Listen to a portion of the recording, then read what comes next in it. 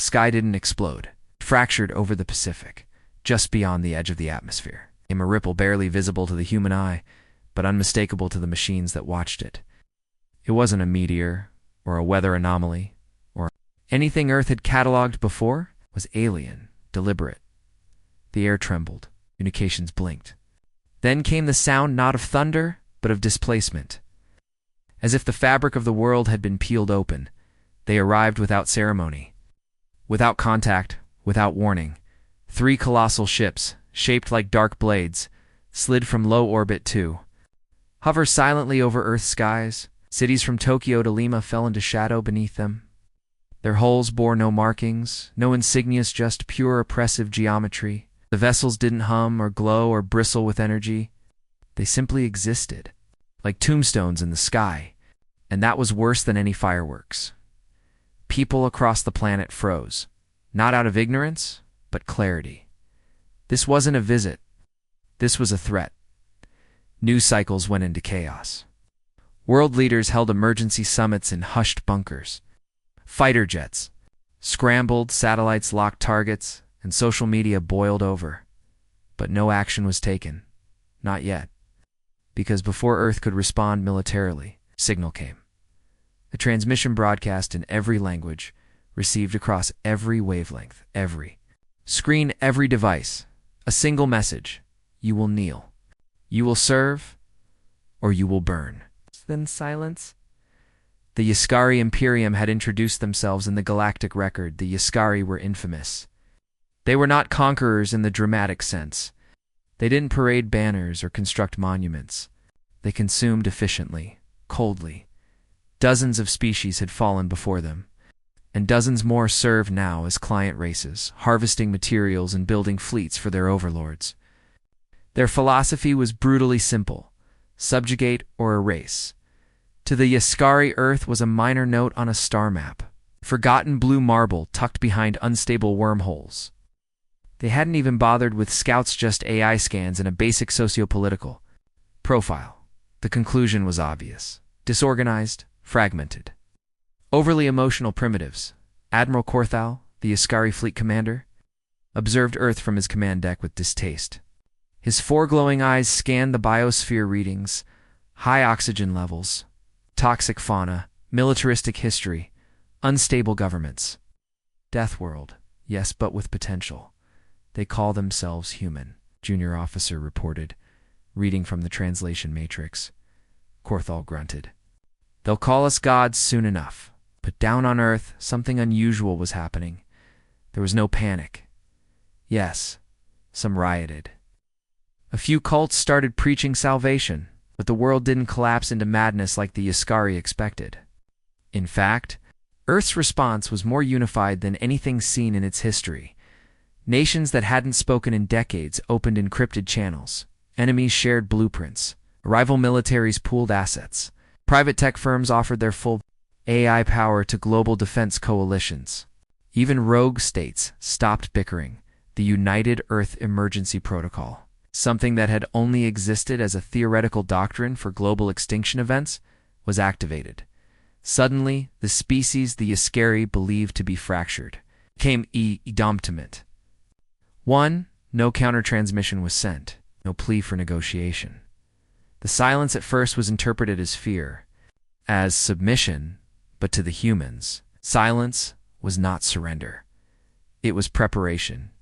Hidden orbital defense systems long decommissioned began humming back to life. Submarine fleets repositioned. Long dormant satellite networks activated, sinking into formation with eerie precision. Data centers shifted into blackout protocol. And in the deserts of Australia, Nevada, and Mongolia, strange aircraft were being fueled for the first time. They had always known this day might come, and now that it had, humanity would not beg, would not bow. In a concrete room deep beneath Geneva, the leader of the Global Defense Council stood before a camera, her voice grim but clear. She spoke only once. Let the stars remember this day, we were warned. And now, so are they. Across the fleet above, Yaskari technicians noticed something strange. Earth satellites were no longer pinging out news. Weather or commercial data, they had gone. Dark, repositioned, reconfigured, pointed not inward, but outward. Corthell narrowed. His eyes, something wasn't right. He was about to learn the worst lesson of all. Earth doesn't start wars, but it ends them. The Ascari fleet hovered above Earth, confident, patient, and arrogant. As far as they were concerned, they had already won. Admiral Corthell stood tall on the bridge of the flagship Raxtor, watching the blue-green planet rotate slowly beneath him. He had seen empires fall in less than a week. Resistance, even if present, was usually ceremonial. He expected perhaps some misguided missiles, some last-ditch nuclear bravado. But Earth's response was something new: silence, and that silence unsettled him. When their demand, kneel or burn, had been broadcast across every human network, there had been no reply. Not a single communication, not a single surrender, not even a token threat. To Corthell, it smelled of fear. To humans, it was the opposite. Beneath the calm exterior of global media blackouts and static-filled radio waves, a machine was awakening. Aegis Protocol, once dismissed by Earth's own politicians as Cold War paranoia, was being executed in full. It wasn't just a military plan. It was a global realignment. Within hours, civilian data traffic was rerouted, firewalls upgraded, and every AI infrastructure retasked for war. The stock exchanges froze. Every GPS satellite was reset. Emergency bunkers, long forgotten, hummed to life with fresh fusion power. Military satellites refocused their sensors, not on Earth's surface, but on the invaders above. In Antarctica, under a false research station, 12 individuals, known only by Calcene's, initiated Project Ashvale. In Moscow, Beijing, and Washington, rival powers sent secure bursts of code to an encrypted frequency, a centuries-old digital lock that required 3 sovereign keys. The vault it opened wasn't filled with gold-butt plans, defense projects, too dangerous to be built. Until now, yet Earth's first strike was not kinetic, not nuclear, not even visible. It was digital, a virus, crafted by the collective minds of Earth's most dangerous hackers, AI engineers, and cyber specialists, was launched into space via Earth's own satellites. It masked itself as an ancient signal, echo-harmless. Background noise. The Ascari systems, arrogant in their supremacy, allowed it in, and within minutes, chaos bloomed. Bridge lights flickered. Communication lines fractured. Automated turrets turned on friendly vessels. Life support systems fluctuated violently, freezing one room, boiling another. Internal guidance displays showed impossible errors. Multiple Earth's phantom enemy fleets. Friendly ships labeled as hostile. Admiral Corthell snarled. What is this madness? His crew scrambled, but the virus was too fast, too clever. It mimicked the Ascari code, adapted to their corrections, and learned. Every effort to quarantine it only made it stronger. Data turned to lies. Orders were scrambled. Trust between ships broke down. Corthell ordered a temporary retreat to higher orbit. But Earth didn't wait. From the shadows of Earth's night side, a new presence emerged, Aquila-1. It wasn't launched from a nation-state. It wasn't listed in any registry. It was a prototype, the result of Project Titanfall, a secret joint operation of Earth's brightest minds, scientists, tacticians, and AI specialists. Its design was unlike anything in the galaxy. Part stealth bomber, part warship, all wrapped in reactive armor plates and quantum-resistant shielding. It didn't shine. It didn't roar. It moved like a predator in the void. Corthell barely registered its presence before it was inside his formation. Aquila-1 released a swarm of microdrones, each no larger than a coin but armed with EMP warheads, hacking nodes, and kinetic penetrators. The Ascari ships had no defense. Systems fried, hulls cracked. Their formation, once elegant and rigid, fractured like glass. And then came the boarding teams. Not armies, not soldiers. Specialists, human operatives clad in exosuits built for void combat in internal ship warfare, where the Ascari expected. Brute force, they found precision strikes.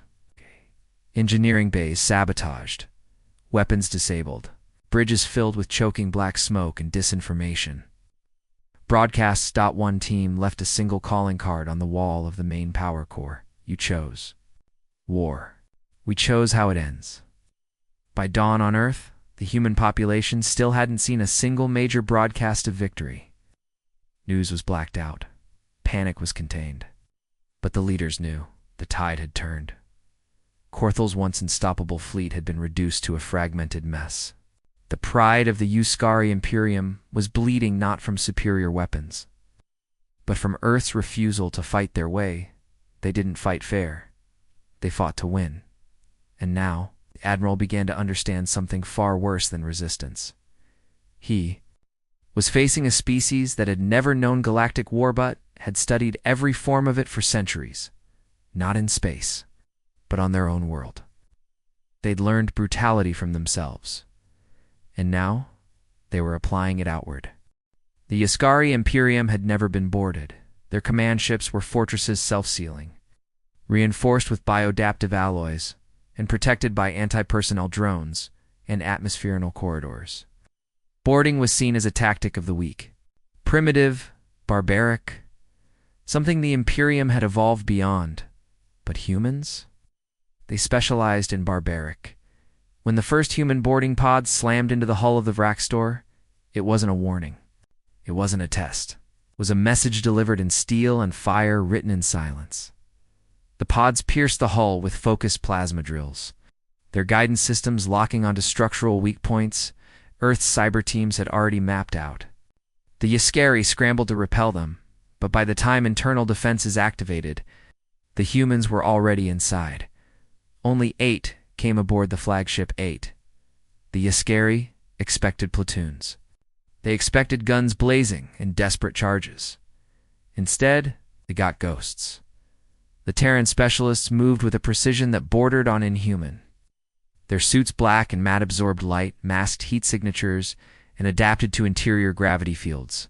Each carried a unique loadout, one with a rail pistol and breaching charges, another with compact EMP mines. One had no weapons at all, just a neural disruptor and a smile. They had been trained not just to fight, but to ruin. Within 20 minutes of boarding, deck lights flickered. Oxygen levels dropped to chaos-inducing levels. Drone control systems looped false inputs. Holographic interfaces showed enemy movement that didn't exist and erased the presence of the very real humans stalking the halls. Why? Scary soldiers fired at shadows and holograms only to be struck from behind by blades that made no sound. On the bridge, Admiral Korthal tried to retain command, shouting into comms that no longer functioned. His officers were losing composure, something unheard of in the discipline-heavy Imperium. Panic rippled through the command hierarchy like a virus, contagious and unstoppable. Then, the lights cut completely. Silence, just the red emergency strobes. Painting the walls like arterial spray. One by one, his bridge officers were taken. Not killed. Not shot. Removed. Dragged into air shafts. Seized by hands that came from nowhere. Disarmed and shackled. Left in humiliating poses for the remaining crew to find. One was duct-taped to the ceiling with a Terran grenade in his mouth. The pin was pulled just slightly out, held in place only by his own teeth. A small sign was placed on his chest. Bite down. We dare you. Kortha ordered full evacuation from the bridge, but it was too late. The central power core was already compromised.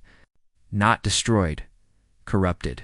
Human tech had integrated itself into the ship's systems and now owned them. Doors opened into empty space. Lights strobed in Morse code. Environmental controls pumped faint, sweet-smelling gas that triggered Euskari. Fear responses, and then the voice came over the intercom. A single human voice, motionless and calm. This is not revenge. Surrender your fleet, or we teach the rest. Then came the transmission, broadcast from the Vraxtor itself. Beamed in all directions, a video feed. Every ship in the Euskari fleet saw it. It was a rapid cut montage. Humans training in every climate, imaginable, jungle, desert, Arctic, underwater. Infantry in zero-G exosuits sparring in mock combat, children running obstacle courses with military efficiency, humans studying battlefield psychology, drones repairing drones, hackers breaking alien code like it was written for them. And in the final scene, a single phrase appeared on screen: "If we do this to ourselves, imagine what we'll do to you." That was when fear became real, because up until that point, the Ascari still believed this was an anomaly, a fluke. But now they realized humanity had prepared for this, not just militarily, culturally, genetically, spiritually. War to the Ascari was an extension of diplomacy. To humanity, war was inheritance. A legacy passed through millennia. Korthal escaped with only 2 escorts. The flagship was evacuated, not destroyed, left behind as a message. A gift to the rest of the Imperium. A captured warship broadcasting Earth's message on repeat. Across all channels, "You brought war. Now we decide how it ends." As the damaged fleet scrambled to regroup, sent a transmission back to the Imperium. Not a victory cry. Not even a request for more firepower. It was a warning. They are not what we thought. They are not ready for peace. They are not afraid of death. Send no more fleets. Not unless you want the same fate. Still, Earth had made no formal declaration. No press conference. No victory parade. Just action. Cold. Effective. Terrifying. The galaxy had never seen war like this.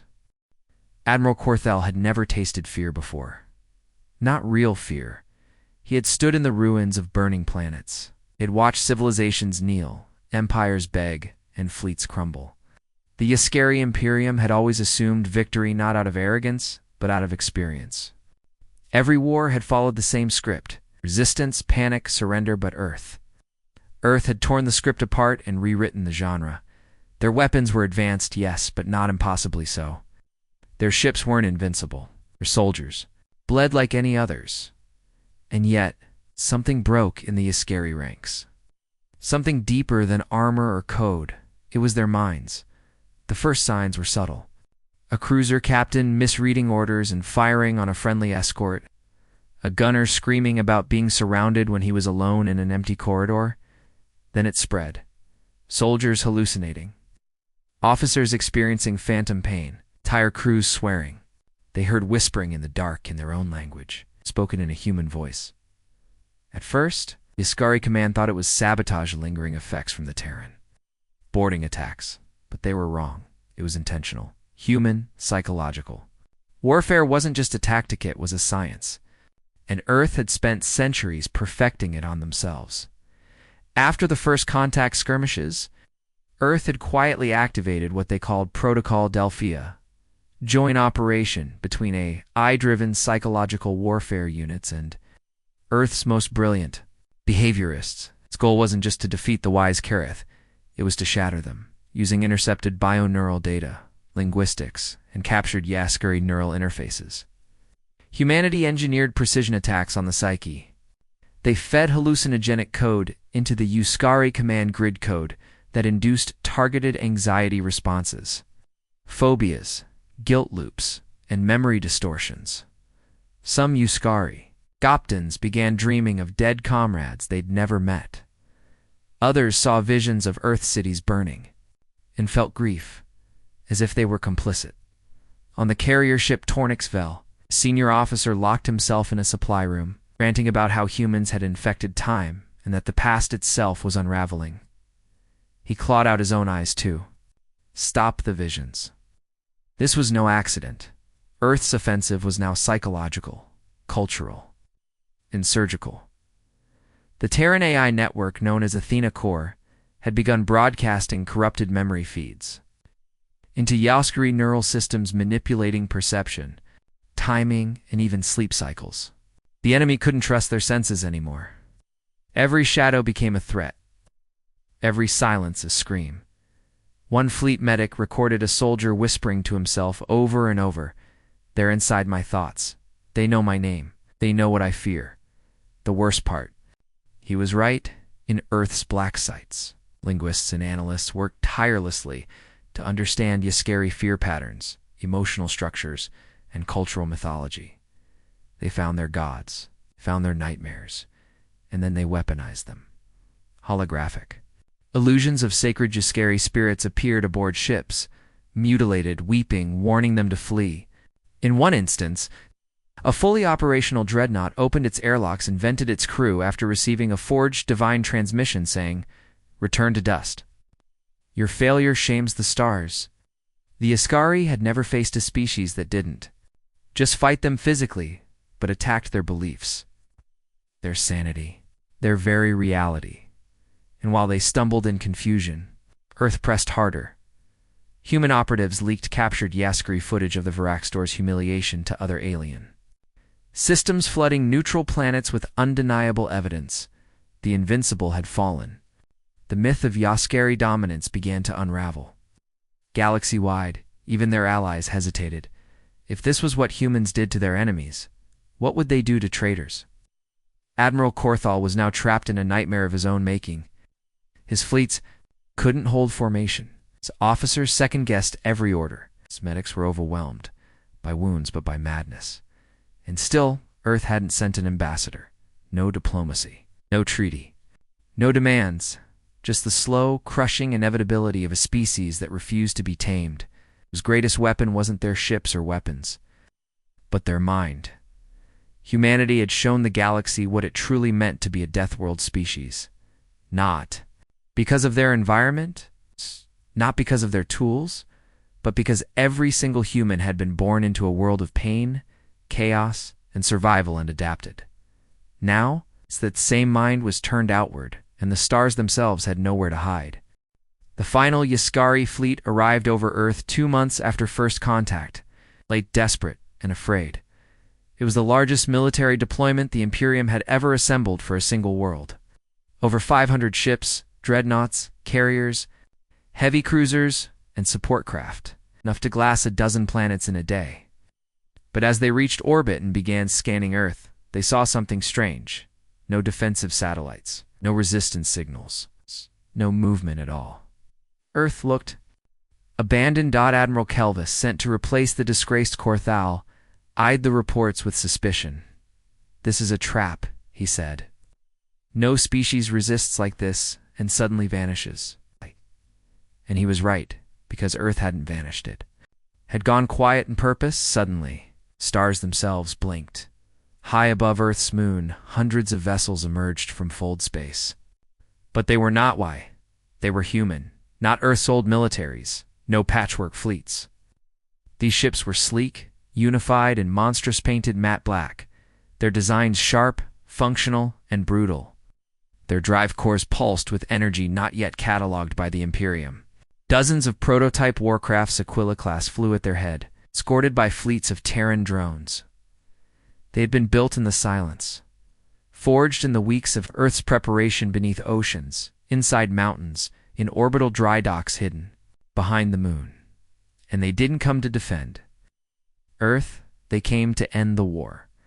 The moment the Jaskari scanners locked onto the new human fleet, their systems began failing. Jamming signals laced with quantum disruptors blinded sensors. Their neural links sparked. Weapons went cold. The human fleet didn't fire immediately. Instead, a single signal was broadcast encrypted, then decrypted, and spoken in every known galactic dialect. This is not a negotiation. This is a consequence. Then the Terran fleet moved, not in ranks, not in standard formations. They swarmed. Each human ship operated autonomously, coordinated by a planetary-scale AI known only as Athena Core. The Jaskari couldn't track their vectors because humans didn't fight by their rules. Ships collided, spun, inverted, and attacked from absurd angles. Kamikaze drones overloaded shielding arrays. Electromagnetic pulses shut down weapons before they could fire. Entire Jaskari battle lines disintegrated in seconds. One dreadnought was sliced in half by a railgun. Slug traveling at Mach 30. Another imploded when its internal atmosphere was suddenly flooded with nanites. Delivered by a boarding team that never set foot on the ship, Admiral Kelvis shouted for retreat, but the command network was already down. Athena had taken control of their comms instead of orders. Jaskari ships began receiving old Earth. Broadcast snippets of history. Footage of world wars, of Hiroshima, of trench warfare, of orbital bombings, insurgencies, riots, terrorism, and nuclear brinkmanship. Humanity's darkest, most violent moments. Played like a prophecy. And then came the final message. A direct feed from Earth itself. No encryption. Just a human faceholder, lined with wisdom and rage. She didn't give a name. You brought war to our doorstep. You threatened our children. You assumed silence was weakness. We warned you once. This is your second and final lesson. Never provoke a species who has nothing left to fear. Then Earth did something no one expected. They let the survivors leave. Third of the Ascari fleet was gone. Another third was dead in space. But those who remained crippled, broken, and trembling were allowed to retreat. Not as mercy, but as witnesses. Because humans didn't want victory. They wanted a message. As the remaining Ascari ships limped back toward the edge of the system, they saw what Earth had left behind, the shattered wreckage of the Ascari flagship Vraxtor, and now embedded into the dark side of the moon. A monument of broken arrogance, and just beneath it, carved into the lunar surface with laser precision, in letters kilometers wide, "Come again, and we'll erase your stars." The words would be visible for millennia. By the time the survivors returned to the Jaskari homeworld, their empire was already unraveling. Allies withdrew. Client species revolted. Whispers spread like wildfire. The humans are coming. But Earth never did. They didn't invade. They didn't colonize. They just ... watched. Because to them, the war was over. And to the rest of the galaxy, one truth had been seared into history. They brought war. Humans brought the end of it.